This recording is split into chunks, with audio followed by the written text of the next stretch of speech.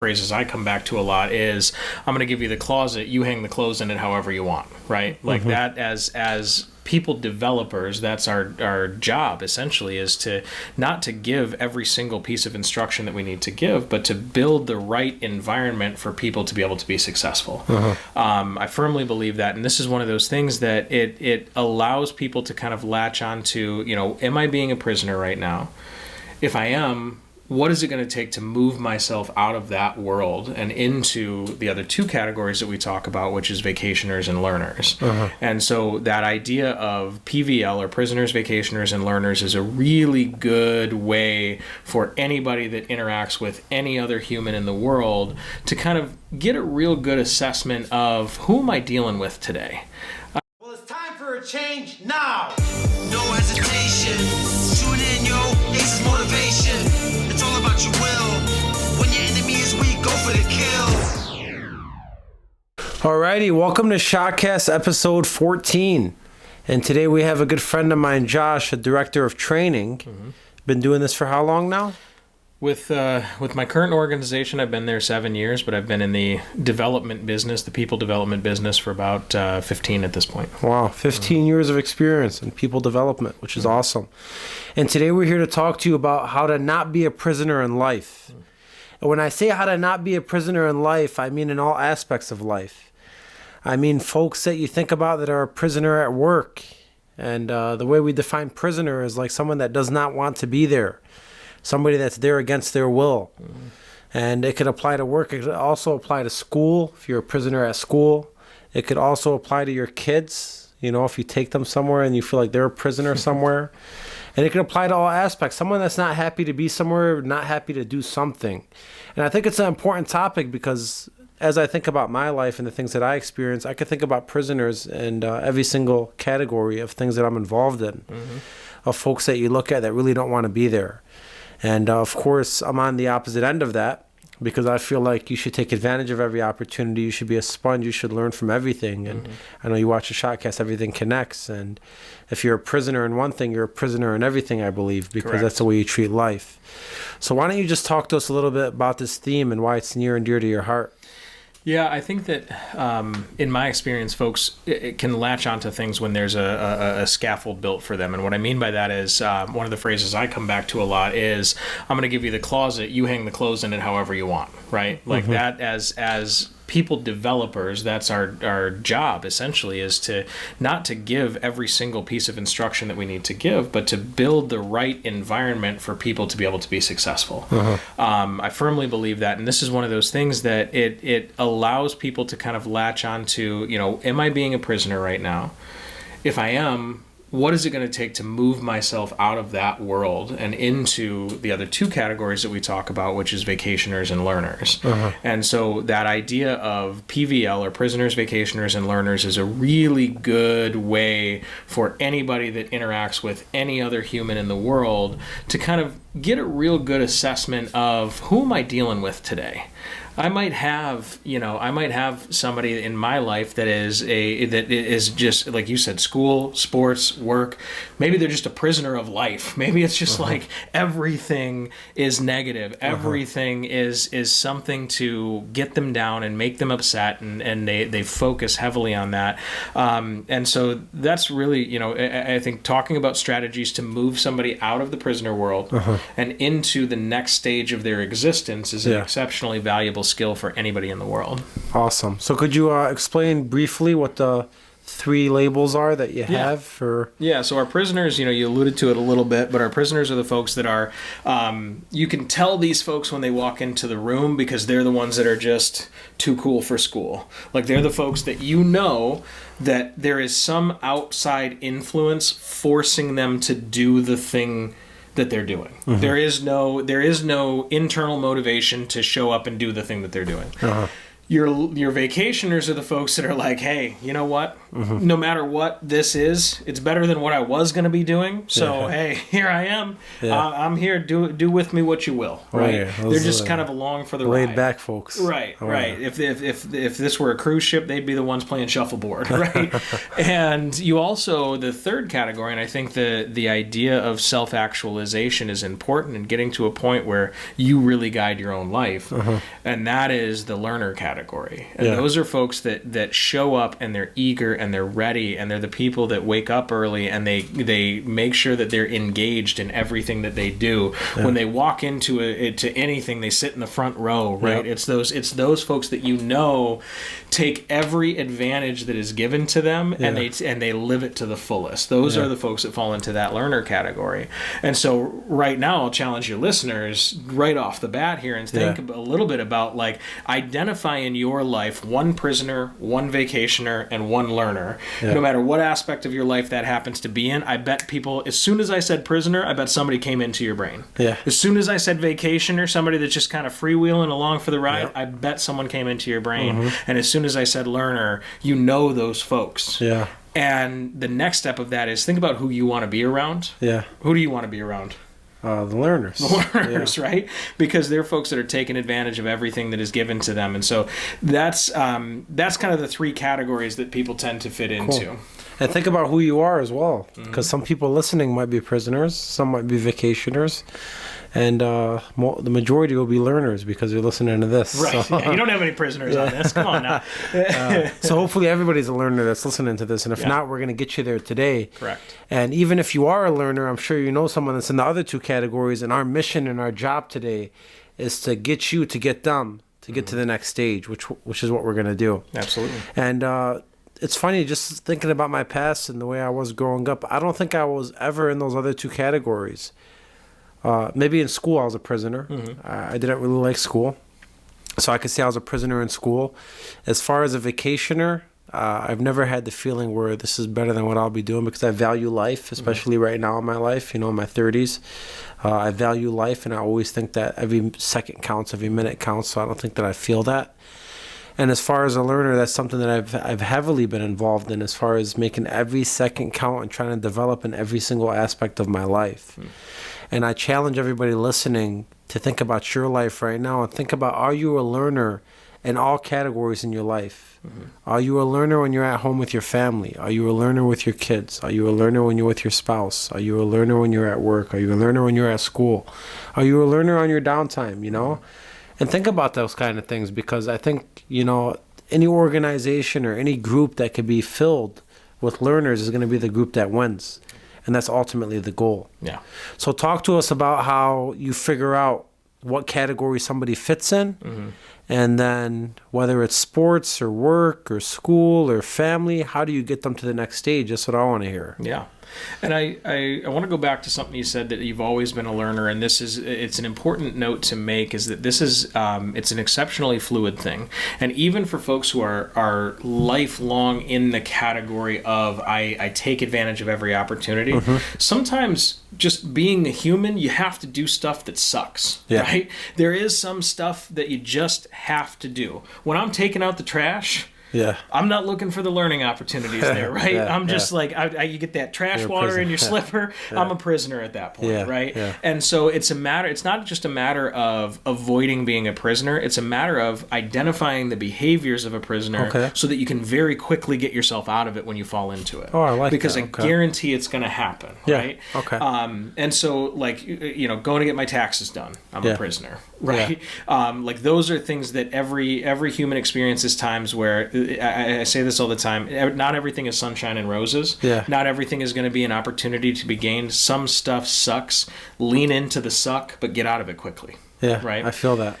And so when we talk about our prisoners in terms of behavior and the things that we see from them, it's that disconnection. It is actively, like, prisoners tend to want you to know, especially if they're in a group setting, they want you to know that they are a prisoner, because there's power in the prisoner role. And it's a really interesting type of power. It's the worst kind of power that exists, because it's a power that is either derived through fear, Like, I'm afraid to offend the prisoner, so I better change what I was going to do, because especially if that person has a lot of influence, I might offend them, and they're going to take people to prisoner with them, right? And I don't want that. Yeah. And so I'm going to change the way that I operate as a learner or a vacationer, because I don't want to offend the prisoner. Right? Yeah.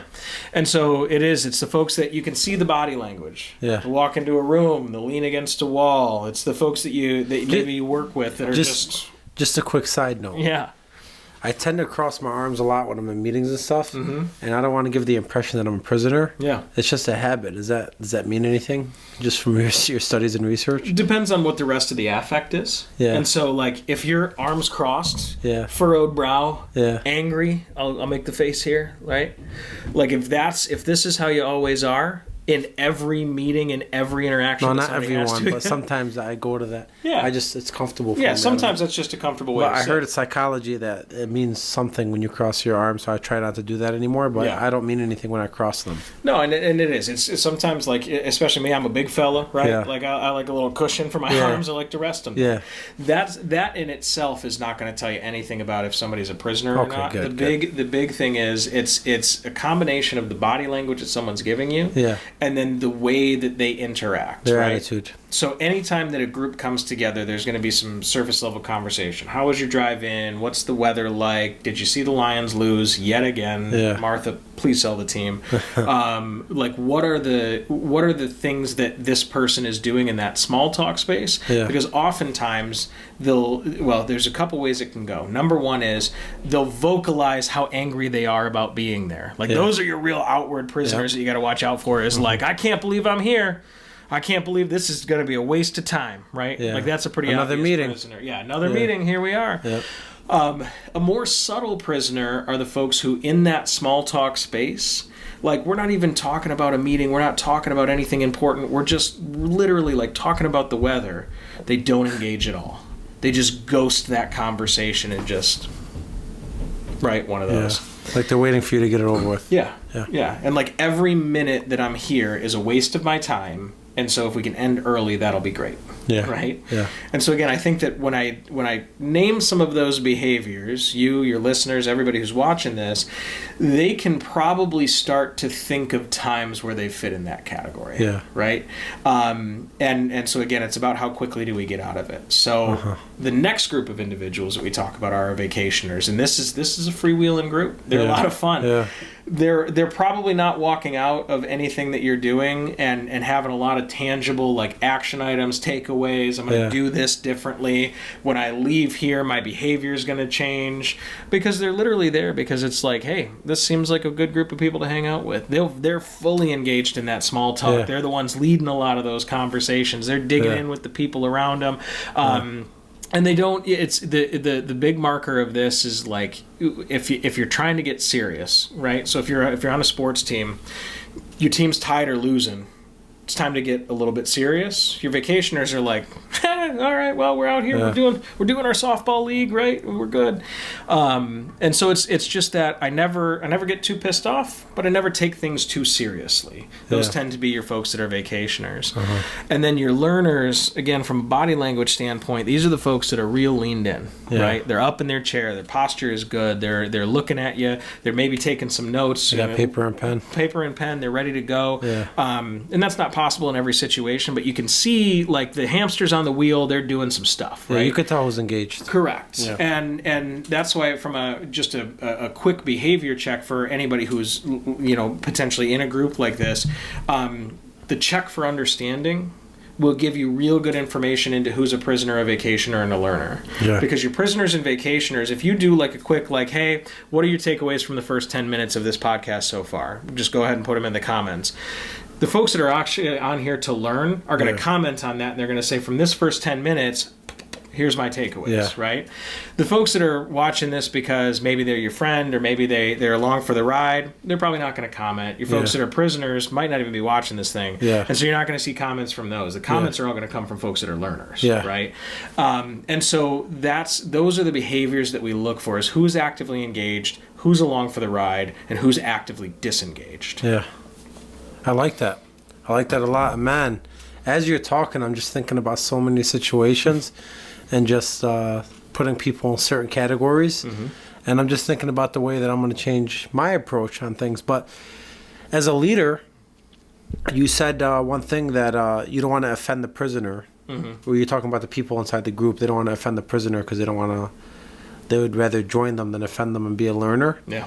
And as a leader, I try to shut down the prisoners, and I try to make it, a clear scope to get everybody on the same page, and try to build the value and the buy-in. The first thing, if I do a meeting, right, and talk about how I know some of you don't want to be here. Like I would foreshadow that, and I would talk about why there's value in this meeting, to get rid of that prisoner mindset and to get rid of the vacationer mindset.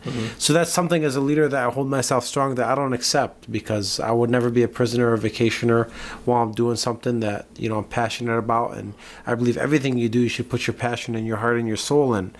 So for other people listening, when they have those people, what do you suggest? How do you get them to the next stage, whether it's a sports team, whether it's work, whether it's your family? So, okay, you identified like, okay, my teammate on my sports team doesn't want to be here, or they're a vacationer, or my son or my daughter doesn't want to be here, or my wife or my husband or my boyfriend or my girlfriend, they don't really want to be here with me, I could tell.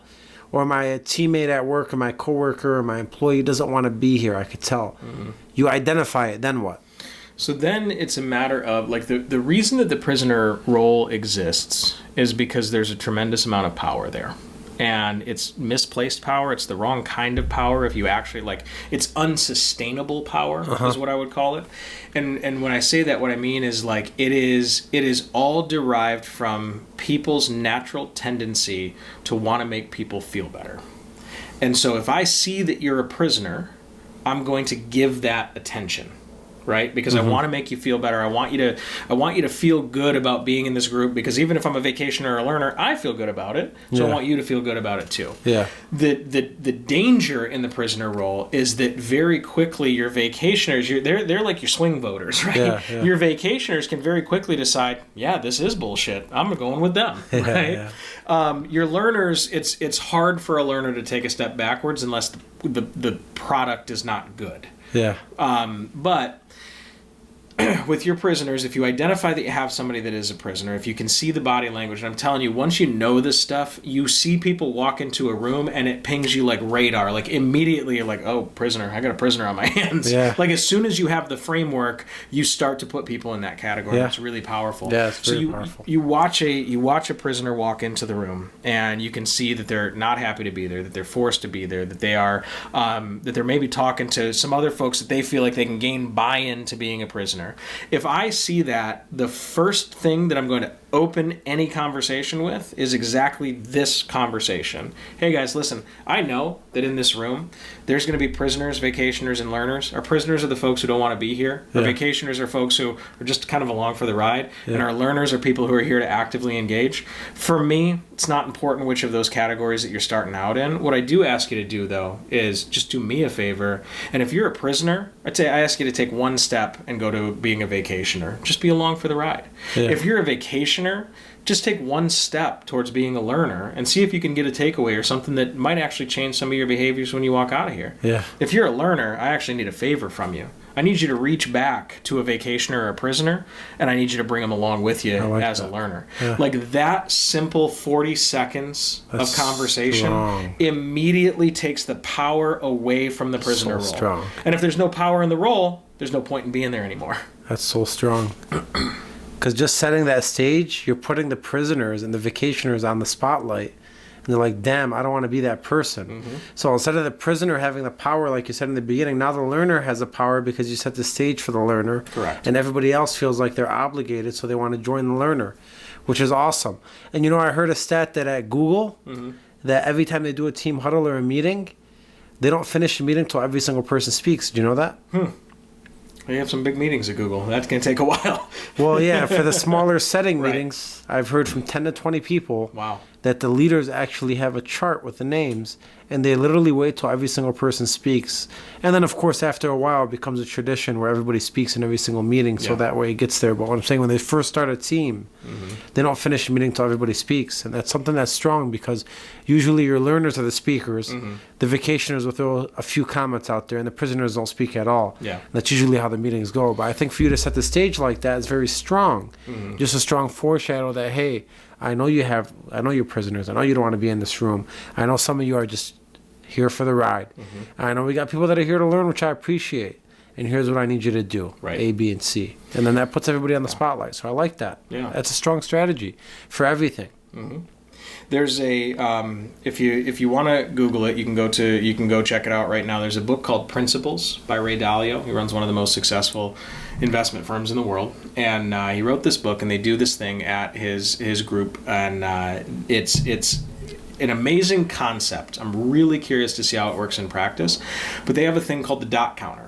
And what the dot counter is in every single meeting, so it's a little bit of an extension of the Google thought process. So it's not necessarily a requirement that everybody has to speak, but what it is it's a rating system. So everybody at the company has this iPad, and in every single meeting that they are in, before you leave the meeting, you rate everybody else in the meeting on their performance, and that rating is immediately available to them on how you rated them in their performance in the meeting. So you know you're getting rated before you even join the meeting. Correct. You know that this is something you're going to be rated on. Yeah. So you're going to be forced to Yeah. have some action. And it's a really interesting concept from folks inside the organization. It's effective, but there are, like any process in any organization, there are flaws. And so there's, but they talk about, like, these are the things that we hold true as an organization. We want people to be active contributors, but we also want them to not have arrogance and not have, an autocratic nature. And so everybody, if you're in a meeting with an intern and the CEO, actually when you Google it, the first result that'll come up will tell a story about how the intern rated the guy that wrote the book poorly in a meeting, and the conversation that came from that. It's incredible. So I highly encourage you to check that out, but it really does, like, those are some of the things that we think about when we think about how do we remove the prisoners and vacationers and move everybody towards active learner. Yeah. And the biggest thing there, and this is where it takes some courage, and when I say courage, I don't mean like cowardly lion, I got a heart and now I have courage. Yeah. I mean, like, this is the kind of thing that it takes real courage to go to somebody in a group that you are going to be with potentially for a long time in the future and tell them that they're a prisoner.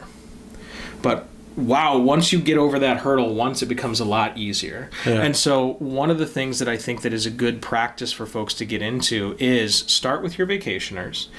Because I assume, that, again, that everybody listening to this, you're going to be a learner, right? So you're going to go into a room, you're already going to be a learner.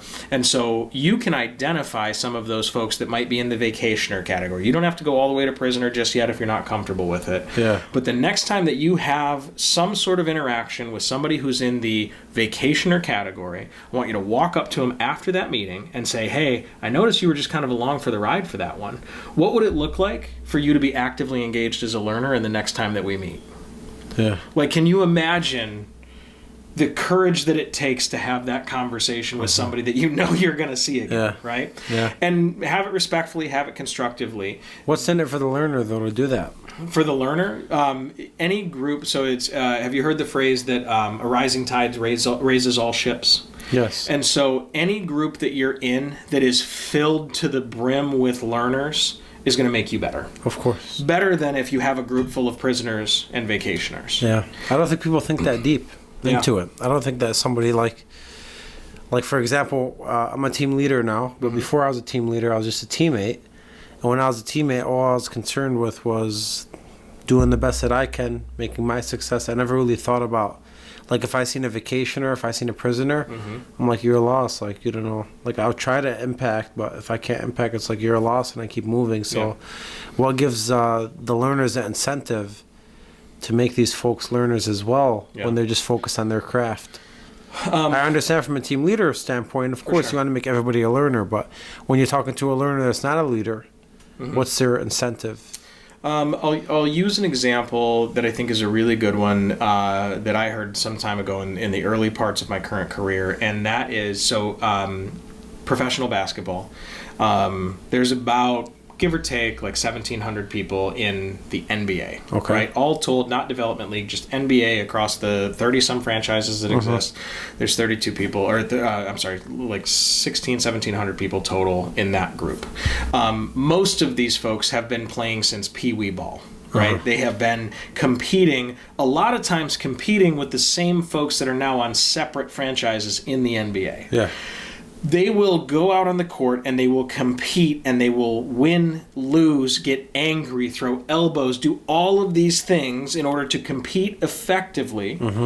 And then they'll go over, while they're in town, they'll go over to their friend's house for dinner. Yeah. Right? Like, that idea of folks that can compete at that high of a level, nobody gets to the NBA level. If you look at Pee Wee ball across the U.S., you're talking about millions of kids that are involved in the system. Yeah. To get down to 1,500 people, like, wow, is that a war of attrition, right? You don't get to the point where you are one of those folks at the elite levels of something without having the highest levels of competition to drive you to get there. And so if I'm a learner in a room, and I'm in a room full of vacationers and prisoners, I'm pissed off. Because you are not going to take away from my ability to up my game and increase my success because you don't want to be here? Yeah. That's weak, right? And so then it becomes my responsibility as the most engaged person in the room to figure out, how do I build my own competition? Yeah. And the way that I build my own competition, and it's friendly competition, but the way that I build my own competition is I bring you into the learner category with me. Exactly. Because now I can't be a lazy learner. I have to be an active learner. Yeah, so to keep you on your game, you bring more people on your mindset and your level, so that way you got more competition, and that way you rise. Correct. With the group, which I agree with. And as I'm thinking about this as a leader, I mean, one quick thing that comes to my mind right now is, as a team leader, I should meet with all my learners. And I should tell them this philosophy. And I should encourage them to bring everybody else to this category. Yeah. And I'm just thinking about my team dynamics right now, and the levels that I could take my team to are just crazy. Yeah. If I had everybody as a learner and everybody excited to be there, God, you probably wouldn't need me anymore. Right. So let me ask you a question. We say this philosophy, right? We explain it to our teams or our teammates, whatever it is at the position that we're in. And then you still have people that are prisoners, and you still have people that go to vacationers. What do you think about those people, and how do you bring those people to the group? And is it possible? Do some people stick in that category regardless of what happens or what you say to them? Do you believe that? Do you believe that everybody could be moved? I have a belief that there are people that are so deeply entrenched in the identity that they've created for themselves that it would be very difficult for me to move them. So I do believe that everybody has the power to change. Yes. I don't believe everybody can be changed. Okay. Right? So, like, as a leader, I might have to identify that, you know what, this just isn't, like, the best thing that I can do for a prisoner in some situations is move them to a different prison where they might be more successful. Yeah. Right? Where the art therapy might work. Yeah. Right? Yeah. And so when I think about, I had this conversation with a group I worked with earlier. The unemployable tend to find a way to stay employed, even if they're miserable. Yeah. And so if you are a really good leader and you have really good learners on your team and you are not actively cultivating that personality and building people into learners with them, your learners are the most likely to leave and your prisoners are the most likely to stay. Because prisoners hate change. Yeah. It's part of the reason they hate being in whatever room you're in, is because it's a change from what they're used to, right? And so they will find a way to stay in a situation that they hate because it's comfortable and they never have to worry about something being different. But your top performers and your folks that you really want on your team, whether you're a leader, a team member, a coworker, a partner, whatever it is, like the folks that you want on your team, the folks you want they're challenging you every day, are the highest likelihood to see a billboard for another company hiring on their way home, call that number, and go work there. Yeah.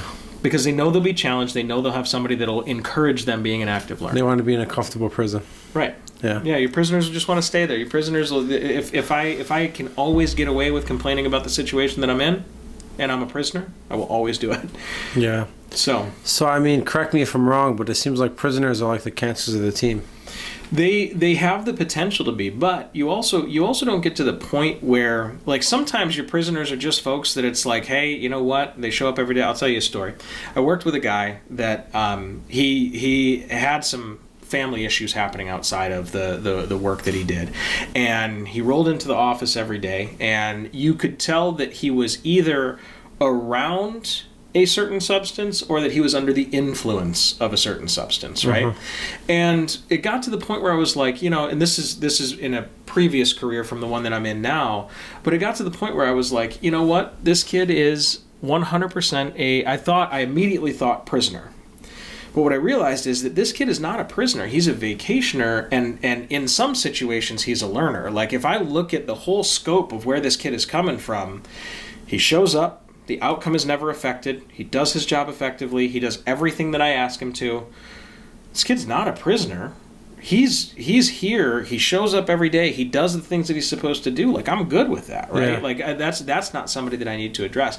The prisoners and the folks that fall into that category that have a ton of influence, that can bring people into the category with them, are the ones you want to pay a lot of attention to. Because what if you could take all of that influence and deploy it in the right way and get people involved in the right way?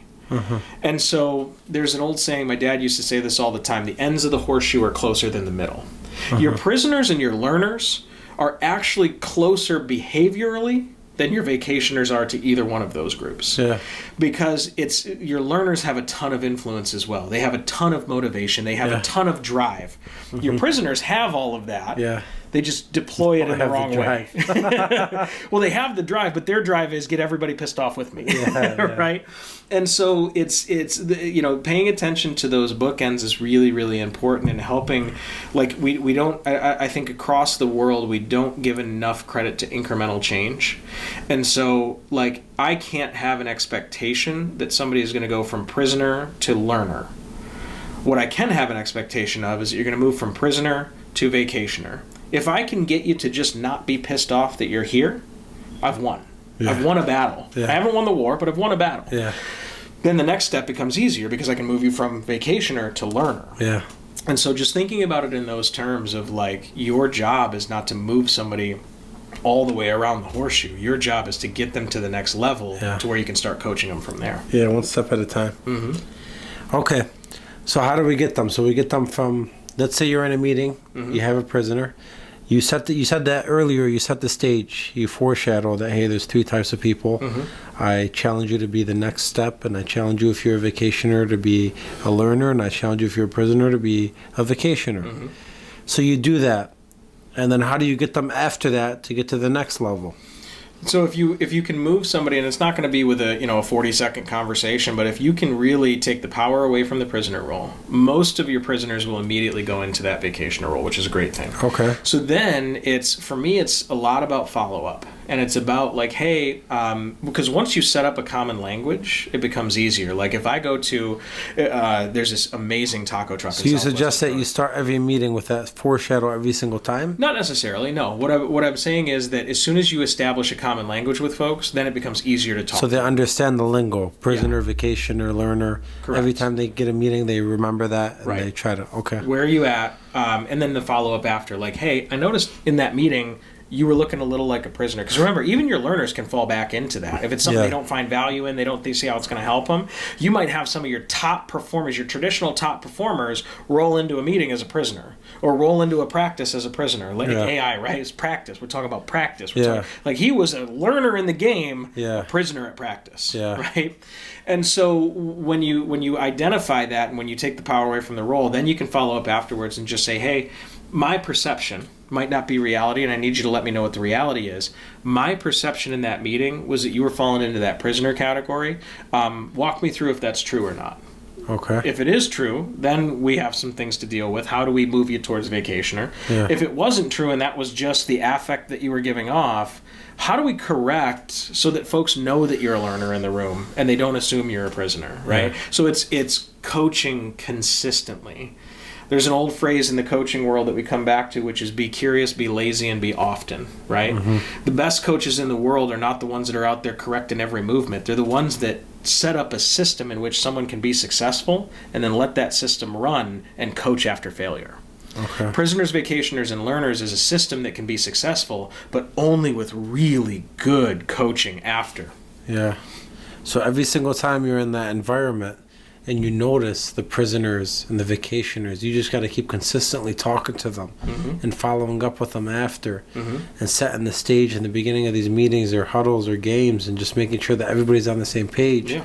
And after hearing it from you from so long, they're going to just eventually organically change. Well, it's also really interesting once you have the common language. You can walk into a meeting and you can say, okay, who's a prisoner in here? And folks will just raise their hand. Yeah. I'm there. Who's a vacationer in here? Yep, it's me. All right, who are our learners today? Perfect, excellent. You guys know what to do, right? And it becomes this automatic thing. When I talk about common language, that's what I mean. Like, it's super powerful to have this common language where folks, because again, you're always going to find yourself in situations where you are a prisoner. Yeah. Not everything is puppy dogs and roses. And so if I can identify that I am in that category, I've taken the first step to getting out of it. Yeah. And so I can sit there, I can say, wow, I am a prisoner in this thing. My leader just checked in with me, or my coworker, or my partner, or my whatever. Like, I've even talked to my wife, and we've done some stuff where she's like, no, I'm fully a prisoner right now. Yeah. And my question is, what do I need to do to help you get to vacationer?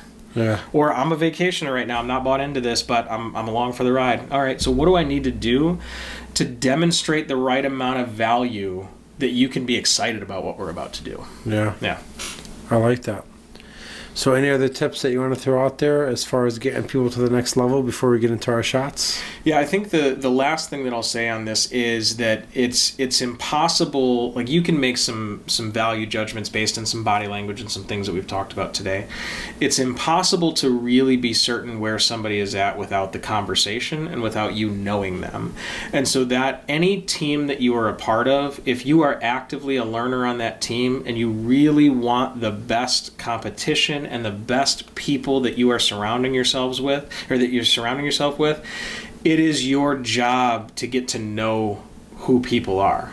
That kid that I gave the example of, if I didn't know anything about his life outside of the experience that I had with him, I would have assumed prisoner and treated him as such. Like, it is one structure that can help. But unless you get to know somebody and you get to know the human that's underneath the skin, you can't be successful in helping anybody move to any level of anything. Yeah. So that's I guess my last thought is, like, you really need to take it on yourself to be an extrovert, to go up to those folks and to get to know the human behind the look. Of course. And I was telling you before the show that one thing I do with all the team members that join my team is I learn their goals. And then every single month I have a personal sit down with them, and the first thing I go over is their goals. Because you tell me what your goals are, I'll tell you who you are. And if I understand somebody's goals and their purpose and what they're fighting for, that really links me deep inside of them, and I could really understand if they're a prisoner, vacationer, or a learner, and I could really understand how to drive them to the next category by utilizing their purpose and showing them what they're really fighting for. And how being a vacationer, being a prisoner is not going to get you to any of your goals. I don't know any prisoner or vacationer that's successful, do you? Unless they got daddy money. Yeah, that's it. Like, if you got an inheritance, you can probably be a vacationer for a long time, but for the that'll most eventually part, run out too. Yeah. And for the most part, no. I think that the folks that you see that are truly successful in accomplishing goals and mastering their craft are the ones who have chosen to be a learner. Yeah. Awesome. So this is SHOTCAST. You called it a podcast earlier, by the way. That's against... I apologize. This is against the Bible here. It won't happen again. It's SHOTCAST only. SHOTCAST only. Because podcasts are like... they're like topics, and then they like get off guard sometimes. This is a SHOTCAST. We try to keep it focused. And I think we kept this episode pretty focused on developing people and figuring out what category somebody's in and how to move them to the next category. And I think it was very beneficial even for me to listen to this with you and speak to it. Because I'm going to change a couple things starting tomorrow about the way, number one, I approach certain things, because I'm a prisoner sometimes, now that I think about it, with things I don't want to do. Wifey duties, family duties. I want to be a learner now in those situations. And also, with my team and people that I come across, I've always been a learner in the situations that I enjoy. But I could do a better job at bringing the prisoners with me instead of saying, oh, let them be in their dark realm. Yeah. They don't have any purpose. Like, let me bring them with me, right? Yeah. So let's SHOTCAST. We'll give our shots. I'll give my shot first because I'm sure that yours is going to be very strong since this is your category. So my shot's going to be very simple. Okay? You live life, right? You don't know what the day is going to bring to you. You don't know how long you're going to be alive. You don't know anything that's going to happen. All you know that is you're alive right now. This is the current moment. Take advantage of it, right? So my shot to you is, why go through life or anything in your life as a prisoner or vacationer? Because if you were, and I challenge you, if you are going to go through anything in your life as a prisoner or a vacationer, I would question and challenge you and say, why are you there? Why are you there to begin with? Are you there for the hourly wage? Are you there because you just don't have anywhere else to be? And how could you say that? You live in America. How don't you have anywhere else to be? Literally, the opportunities are endless. You could do whatever you want in your life. So my thing is, value every single second, value every single minute, value every single hour, value every single day. And when you spend this time every single day, because time is the only thing that you can't really take or give or, add or minus. It's really even for everybody that's out there. As long as your health is there for you and you're not dead and you're alive, it's even for everybody. It's a fair playing field. So utilize that time and leverage it. And the way you leverage it is being a learner in all categories. I know that you said earlier, like going to your accountant, and I used to see going to that accountant as being a prisoner. But guess what? Like, as I've grown and as I've shaped and as I've started focusing on self-development and really valuing life in every second, I go to my accountant now as a learner. I ask them questions. I want to learn what they're doing. And I want to take that information that I have and utilize it in the future when I'm trying to do the next year tax returns. You know what I'm saying? Or I'm trying to open the next business. Or I'm trying to learn. So I challenge you, listening, my shot to narrow it down as, learn from everything in your life. And be a learner in every single category, even the categories you don't enjoy. Because by learning in those categories and by learning by the things that you don't enjoy, it's only going to make you better in life. By being a prisoner or being a vacationer, number one, being a vacationer does nothing for you. And being a prisoner just takes you more down in life. And just actually minuses from your credentials. Because folks see you as that prisoner. So that's my shot to you. Leverage every single second, minute, hour, day, week, month, year. And try to learn from everything in your life, so that way you actually get your value out of the situation and you walk out a little better than you walked in. Yeah. That's my shot. What's your shot? Strong. My shot is relatively straightforward and simple, and it's to be a learner about being a learner. What I mean by that is, the next time that you walk into any group that you are a part of, any group that you are a repeat member of, and so it can be regarded sports, your faith, your work, your family, whatever that is, and I want you to be a good scientist. I want you to walk into the next interaction with those folks, and I want you to put them into one of those categories based on what you know of them and what you see from them. And then any good scientist investigates their hypothesis. So I want you to put people into categories, then I want you to walk up to them, at least the vacationers, and have a conversation about how they're feeling that day. Don't accuse them. Don't say you're a prisoner, you're a vacationer. Walk up to them and just say, how are you feeling about being here today? That simple conversation can let you know if you are making the correct assessment about somebody's category. Once you get accurate with the categories, then you can start to coach people out of them. But the first step is to understand them. So that's my shot. Be a good scientist, form a theory, investigate the theory. Awesome. That's where it starts. And then after that, it'll connect to much more. Yep. Hey, it's SHOTCAST episode 14. Thank you for being on the show, Josh. And I believe this is not the last time he will be on the show. He will be involved heavily in some deeper theories and hypotheses. Love it. Coming soon. So, SHOTCAST, thank you so much for listening. It's been a great episode. Like, share, subscribe with anybody you love and care about. And make sure you get all the prisoners that you know in your life and all the vacationers that you know in your life and bring them into this learning category, because that's where the magic is made. SHOTCAST episode 14. Thanks for watching. Absolutely.